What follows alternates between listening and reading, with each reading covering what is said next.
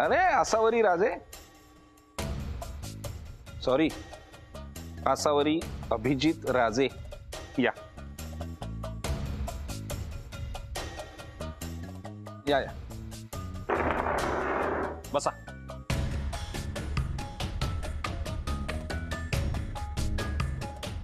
सोहम घरची काय परिस्थिती आहे तुला माहिती आहे?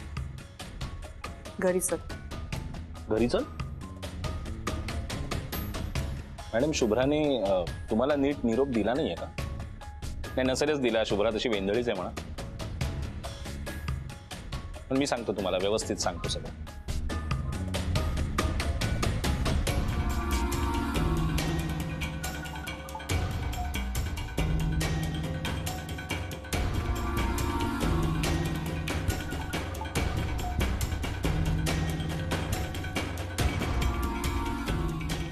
तुम्ही खूप अपमान केलायत माझा मॅडम. वाटेल तसं बोललायत मला, सगळ्यांसमोर हाकलून दिलेत मला. तुम्हाला काय वाटलं इतक्या सहज घरी परत येईन? हात जोडून माफी मागायची माझी. मानाने घरी न्यायचं मला, तरच मी घरी परत येईन. सॉरी, घरी चल. उपकार केल्यासारखं मनापासून माफी मागायची. सोहम, मी तुला सॉरी म्हटलेलं आहे. घरी चल. गुड. पण अजून एक अट आहे मला. आता आणखी काय हवंय तुला? सांगतो काही काय. हे सगळं घडल्यानंतर मला कळून चुकलंय मॅडम की मी तुमच्यासाठी किती महत्वाचा आहे. माझं तुमच्या आयुष्यातलं स्थान काय हे सुद्धा मला कळलेलं आहे. हे जे काही स्थान आहे ना माझं, त्याच्या बाबतीत मी अत्यंत इन्सिक्युअर आहे. त्यामुळे आता जर मला माझं महत्व वाढवायचं असेल तर मला काही गोष्टी करणं भाग आहे. मुद्द्याचं बोल सोहम. तुला माहितीये का, बाबा तू येईपर्यंत अन्न पाणी कशालाही स्पर्श करणार नाहीयेत. तू पटकन काय तुला हवंय ते बोल. हो पटकन सांगतो. मग तुम्ही पण माझं पटकन ऐका, म्हणजे मी पटकन घरी आहे. फार काही नकोय मला. कंपनीतले तुमच्या नावावर जेवढे शेअर्स आहेत तेवढे सगळे शेअर्स माझ्या नावावर करायचे.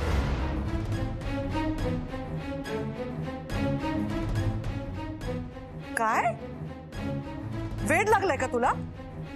हो ना, आता परत आरडाओरडा करणार मॅडम. तुम्ही मला कन्व्हिन्स करायचा प्रयत्न करणार. कशाला उगाच वेळ वाया घालवताय? आणि असाच जर वेळ वाया घालवत राहिलात ना तर पुढे काय घडणार हे माहितीच आहे तुम्हाला. आजोबा काही खाणार नाही, अन्न पाणी सगळ्याचा त्याग करणार. आणि या वयात त्यांना कितपत झेपेल ते?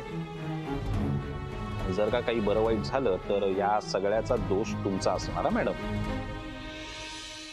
बघा आता तुम्हीच ठरवा, तुम्हाला तुमचे सासरे जास्त महत्वाचे आहेत का तुमचा इगो?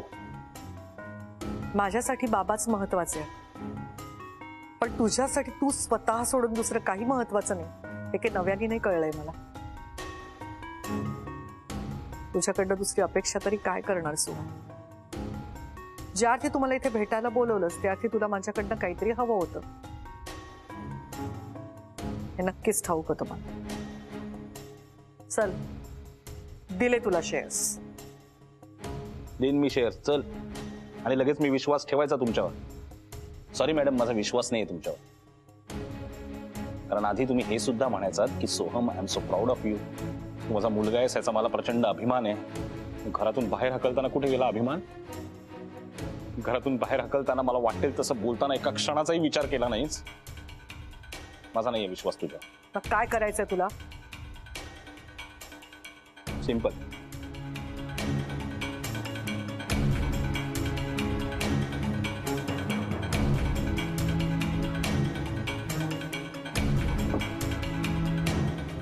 हे स्टॅम्प पेपर आहेत, याच्यावर सही करा. मी लगेच घरी येतो. काय लिहिलंय त्याच्यात? हेच आत्ता जे बोललोय तेच लिहिलंय. या कंपनीतले तुमचे सगळे हक्क, तुमच्या नावावरचे सगळे शेअर्स तुम्ही माझ्या नावावर म्हणजेच सोहम प्रभाकर कुलकर्णी ह्याच्या नावावर करताय. सही करा. आसावरी मॅम प्लीज साइन करा. Please please please please please.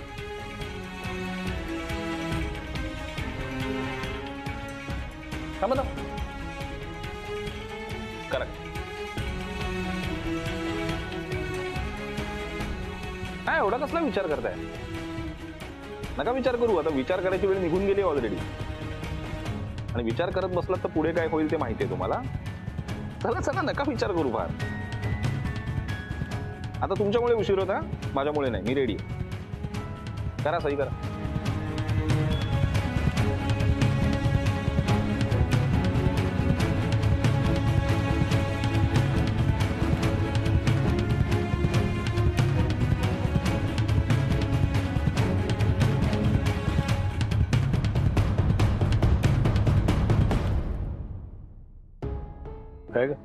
काय झालं?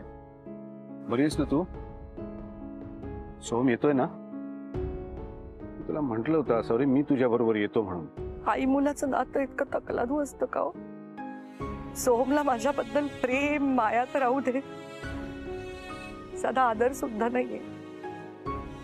गेली काही वर्ष माझ्या मागे पुढे मॅडम मॅडम करत फिरणारा सोहम तो हाच आहे.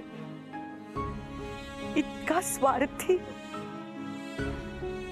मी त्याला किती सज्जन समजत होते. त्याचं ते आपल्यासमोर वागणं, ते कपडे घालणं, सगळं खोटं होतं. एखादा माणूस 24 तास असा मुखवटा घालून कसा काय वावरू शकतो? मला विश्वास नाही बसत आहे त्यावरच. ती कष्ट घेतले होते मी हा बिझनेस मोठा करण्यामध्ये. आज एका क्षणात माझा सगळा बिझनेस गमावून बसले. सोहमने तुझ्याकडे काय मागितलं असेल याची मला पूर्ण कल्पना आहे, कारण त्याला पैशापलीकडे दुसरं काही दिसतच नाही. बिझनेसची काळजी करू नकोस, तो परत उभा करता येईल. आसावरी तुला आता खूप खंबीर व्हायला हवंय, कारण तो आता राहायला येणार आहे घरी. सध्या दत्ताच्या तब्येतीसमोर आपल्याला दुसरं काही महत्वाचं नाही. हे मी फोन करतो, सोहम येतो म्हणून सांगतो, मी ते काही खातील.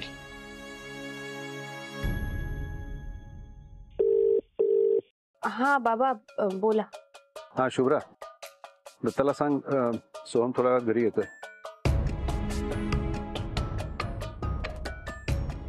बाबा फोन स्पीकरवरच आहे, ऐकलं आजोबांनी. हा दत्ता प्लीज काहीतरी खाऊन घ्या. ठेवतो मी फोन. आजोबा झालं ना मनासारखं? आता प्लीज थोडंसं काहीतरी खाऊन घ्या ना. मला भूक राहिलीच नाही. चल चल, आपल्या बरीच कामं आहेत. माझा कुलदीपक येतोय, त्याच्या स्वागतासाठी मला दारात उभं राहायला पाहिजे. तू त्याच्या आवडीचा स्वयंपाक करायला घे. मी गावाकडनं भाज्या आणल्यात ना, त्यातली कुठली तरी भाजी कर. ते दोन्ही भाज्या आवडतात त्याला. आणि महत्वाचं म्हणजे अक्षरच ताट तयार कर. मी स्वतः स्वागत करणार त्याच. हो आजोबा, सगळं करते. तुम्ही शांत व्हा आणि खाऊन घ्या. अगं जा बाई जा, तू कामाला लाग. हो आजोबा, हा शांत व्हा तुम्ही.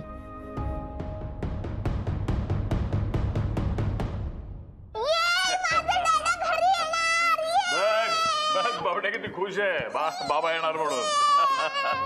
अरे हो हो हो, थांब येतोय जरा, येतोय. हा ठीक आहे, माझं कुलूच येतो. सोहम कुठे आहे? सोहम येतोय. तुमच्या बरोबर येणार होता ना तो? बाबा तुला हा नाही का आता आमच्या सोबत यायला? तो येतोय म्हणून. बाबा आता तरी झालं ना तुमच्या मनासारखं सगळं? तुम्ही खाल्लत का काही? खाल्लंय मी. ठीक आहे. चालला कुठे तुम्ही? सोहम येतोय ते स्वागतासाठी उभे राहा. आम्ही सगळे उभे आहोत तिथे. बाबा तुमचा ना तो परत येतोय म्हणून तुम्हाला खूप आनंद झालाय. तुम्ही करा त्याचं स्वागत. माझ्या आणि सोहमच्या नात्यात आता काहीच उरलं नाहीये. बाबा तुम्ही खूप चुकीचं वागताय सोहमच्या बाबतीत. तुम्हाला नाही कळत आहे. तो जेव्हा तसा वागला तेव्हा जर तुम्ही इथे असता, तुमच्या डोळ्यासमोर जर ते घडलं असतं ना, तर बाबा तुम्ही असे नसता वागला. बरंच झालं तुमच्या समोर काही झालं नाही, कारण तेही तुम्हाला सहन झालं नसतं. बाबा सोहमच्या बाबतीत मी जो निर्णय घेतलाय ना, त्याचा तुम्ही आदर करायला हवा होता. आज सोहमला माफ करून त्याला घरात परत यायला लावून तुम्ही त्याच्या चुकीच्या वागणुकीला प्रोत्साहन देताय बाबा. अँड आय एम सॉरी बाबा. हे माझ्या तत्वात बसत नाही.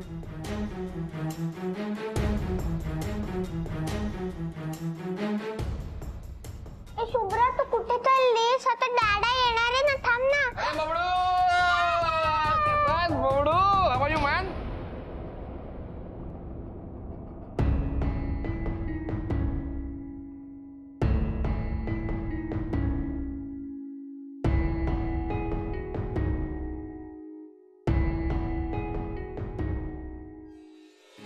तू नव्हतास ना तेव्हा मी एकदम सॅड होतो, पण आता तू आलास ना मी एकदम हॅपी. शाबास. थांबा आजोबांना भेटू द्या. आजोबा कसे आहात? तू नव्हतास, शुभम सारखा मी सॅड होतो. अब तू आलायस, आय एम रिअली हॅपी. अगं कुठे चाललीस तू? हे नवऱ्याला ओवाळ. अगं बघतेस काय, कुलकर्णी घराण्याचे संस्कार आणि परंपरा विसरायच्या नाहीत. हा नवरा आहे तुझा, धर ओवाळ. ये इकडे.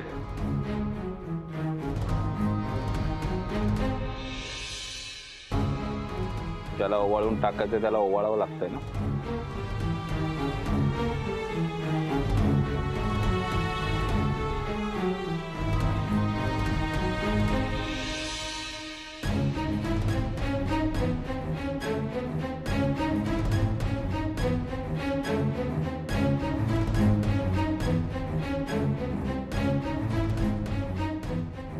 चला सोहम आज चला. चल तू कुठे चाललीस? बॅग घेऊन ये.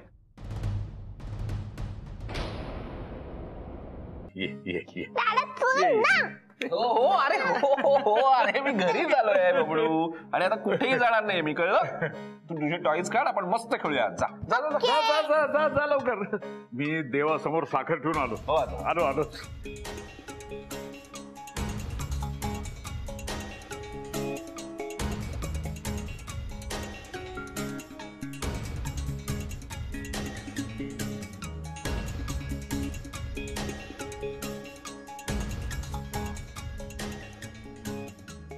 काय मग शुभ्रा, आलो की नाही मी परत? तुला काय वाटलं इतक्या सहज हार मानेन मी? तू आणि तुझ्या सासूने घराबाहेर काढलं ना मला. तुम्हाला असं वाटलं असेल आता हा सरळ निघून जाईल, मॅडमनाच परत आणावं लागलं ना घरी.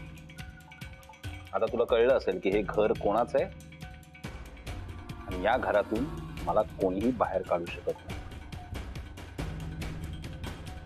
शेवटी मीच जिंकलो की नाही? सोहम, हाच फरक आहे आपल्यात. या सगळ्याकडे तू हरणं आणि जिंकणं या दृष्टीनं बघतोयस, आणि माझ्यासाठी मात्र आजोबांचा आनंद महत्वाचा आहे. आयुष्याकडे तू स्पर्धा म्हणून बघतोस, आणि मी मात्र माझ्या माणसांच्या आनंदासाठी जगते. लवकरच कळेल कुठली माणसं तुझी आहेत आणि कुठली माणसं माझी आहेत. कळलं का? आलो रे. अरे आलो. किती ओरडतो. चल लगेच खेळूया. दादा तू मला का सोडून गेलास? खूप आठवण येत होती. परत नाही जाणार. हा परत नाही जाणार. प्रॉमिस? पक्का प्रॉमिस. चल खेळूया. तू पान वाढेल घे. सोहमला भूक लागली असेल. दादा मला खेळून ना बोर झालंय, त्यामुळे ना आपण घोडा खेळायचा. घोडा काय उंट खेळणार म्हणजे? तुला माहित नाही? चल वर चल, बघ तुला दाखवतो. उंट कसा तू सांग.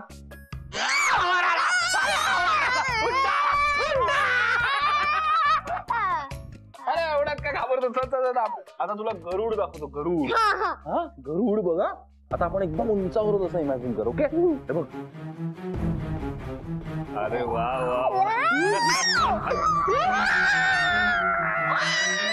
अरे वा.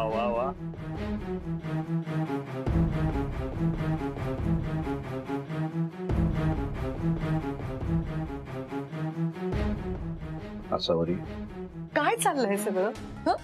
जणू काही घडलंच नाही असं कसं वागू शकतात हे? शुभमचं समजू शकते मी, तो बिचारा लहान आहे. कुठल्याही मुलाला आपली आई आणि बाबा दोघंही हवे असतात. त्यातून सोहम कसा वागलाय, त्यांनी काय चूक केली आहे हे समजायचं वयच नाही हो त्या पोराचं. पण बाबांचं काय? बाबा कसे असे वागू शकतात? त्यांना त्यांचा फक्त नातू दिसतोय, त्या नातवाने केलेली चूक दिसत नाहीये, त्याचा अपराध दिसतच नाहीये. काय करताय ते? सोहमनी आपल्या सगळ्यांना फसवलंय, कळत नाहीये बाबांना. आत्ताच आपण त्याची चूक त्याला दाखवून दिली नाही, त्याला आपल्यापासून दूर केलं नाही, तो पुन्हा पुन्हा आपल्याला फसवत राहील, असाच वागत राहील. सोहमसाठी सुद्धा ते घातक आहे हे नाही कळत आहे का बाबांना? कुठल्या शब्दात त्यांना मी समजावून सांगू? आणि शुभ्राही बाबांसोबत उभी होती, औक्षणाचं ताट घेऊन उभे होते बाबा. स्वागत करावं असं काही केलंय का सोहमनी? काय आहे? कशी अशी वागू शकते शुभ्रा? शुभ्रालाही कळत नाहीये. काय मला कळत नाही, मी काय करू? शांत शांत हो, बस ये बस. नाही, खरं आहे तुझं. आजपर्यंत सोहम चुकत होता आणि शुभ्राला सगळं भोगावं लागत होतं. तर दत्ता चुकतो आणि त्याची शिक्षा मात्र परत शुभ्रालाच भोगावी लागते. आपल्याला पटलं नाही म्हणून आपण तिथून निघून आलो, पण शुभ्रा हे सगळं मनावर दगड ठेवून सहन करते, फक्त दत्तासाठी.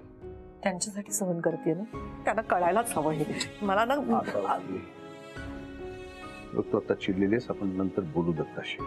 मला सांगा, सोहमने केलेली चूक शुभ्राने केली असती तर केलं असतं का बाबांनी माफ? म्हणाले असते का सोहमला विसरून जा सगळं? केलं असतं का तिचं असं स्वागत? मग हा फरक का? प्रत्येक वेळेला बाईनीच का पडती बाजू घ्यायची? बाईनीच का कॉम्प्रोमाइज करायचं?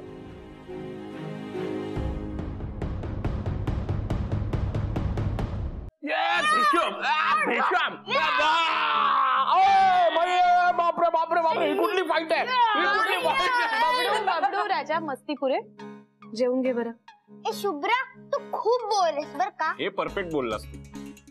दादा एवढ्या दिवसांनी ना घरी आलाय, मला जरा करू दे ना मस्ती त्यासोबत. हो रे, काय चाललंय बापलेकांचं? काय नाही, बऱ्याच दिवसांनी भेटला ना, मला भरव म्हणून मागे लागलाय. बरोबर, एवढं काय? हो बरोबर आहे, काय म्हणून तर एकच प्लेट घेते. बरोबर. तू नव्हतास तर बेचैन होता, नुसता चिडचिड करायचं सारखा. आज बघ ती आनंदी आहे. बघतेस ना शुभ्रा, आज मी पण खूप आनंदात आहे. आज बऱ्याच दिवसांनी आपण तिघ जण एकत्र बसतोय जेवायला. एक मिनिट. आई बाबा जेवायला या. आजू आणि आजो आज जेवायला नाही येणार आहेत. त्यांनी सांगितलं की त्यांना भूक नाहीये.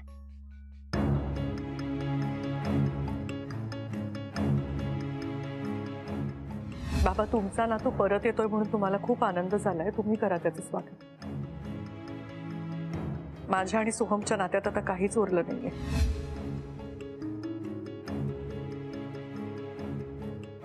तू इतके दिवस नव्हतास बाहेर, व्यवस्थित जेवायला मिळत होतं तुला? नाही आजोबा, हालत झालेत खूप. ठीक आहे, कसे तरी दिवस ढकललेत, पण आज मिळतंय ना छान खायला. पोटभर जेव रे बाबा. हो. ए दादा, तू मला भरवणार होतास ना? अरे हो, विसरलो. घे.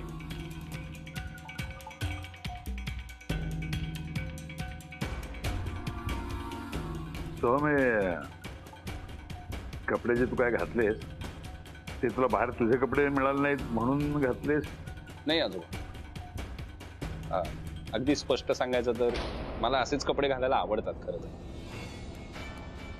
दादा, मला पण तुझे कपडे खूप आवडले. एकदम रॉकिंग दिसतोयस तू ह्याच्यात. दिसतोय ना? Yes, hard hard. सोहम, एकच पोळी घेतलीस तू? शुभ्रा, वाढ त्याला एक पोळी.